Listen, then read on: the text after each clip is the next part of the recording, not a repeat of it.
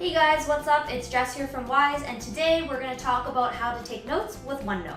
So OneNote is actually free. You can create a free account with Microsoft and you'll be able to create a OneNote very easily. Or some schools and universities actually have adopted Office 365, so they actually provide free accounts to students. So make sure to check that out and get your OneNote all set up.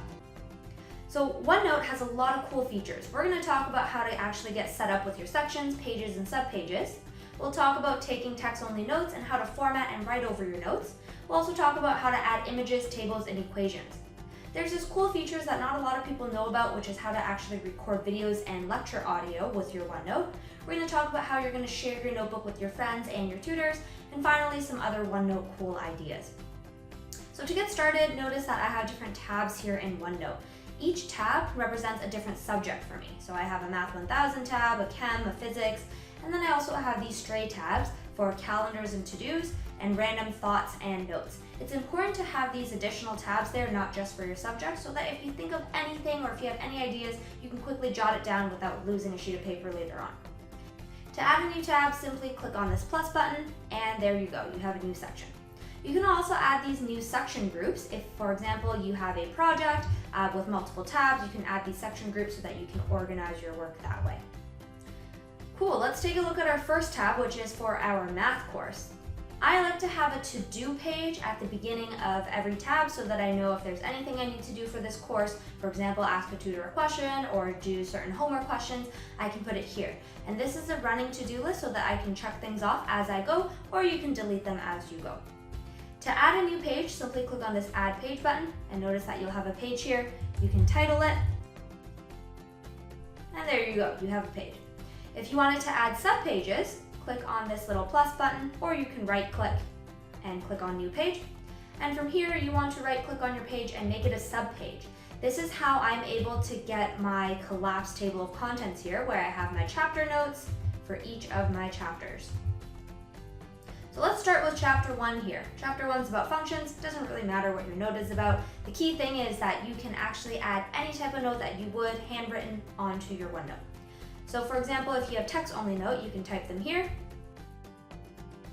You can format your notes. So I already have some bullet forms here. You can have a numbered list. You can indent them. You can change the color. You can highlight them. So anything you can do with Word or Google Docs, you can do it here. Another cool thing with OneNote is that when you're studying or even in class, if you wanted to draw or annotate over your notes, you can absolutely do that. So here, let's pick a highlighter. I'm going to highlight certain things. I'm going to maybe draw a graph of some sort.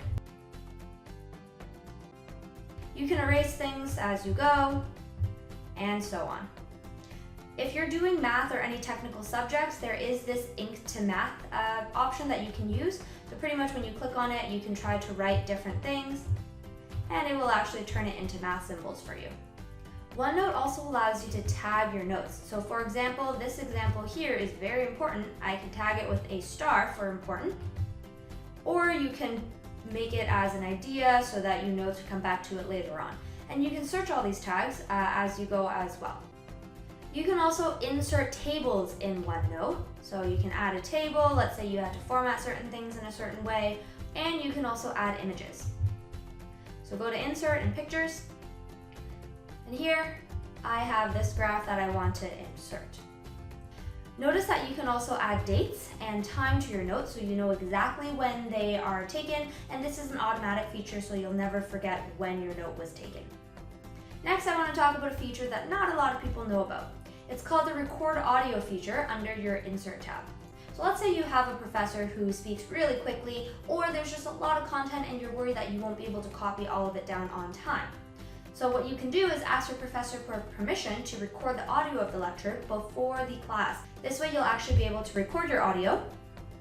And notice that it's already recording. So as you're recording the audio, you can type notes so that when you're reviewing your notes later on, if there's a part that you're not understanding, you can go back to that point in time and actually re-listen to that lecture. Cool, now you have this really awesome note that you've created with this giant table of content. Let's say you have a friend who's really struggling in this class and you want to collaborate with this friend and help them out a little bit. Or maybe you have a tutor that you want to show your notes to so that you're going to be able to ask them more specific questions in your tutoring sessions.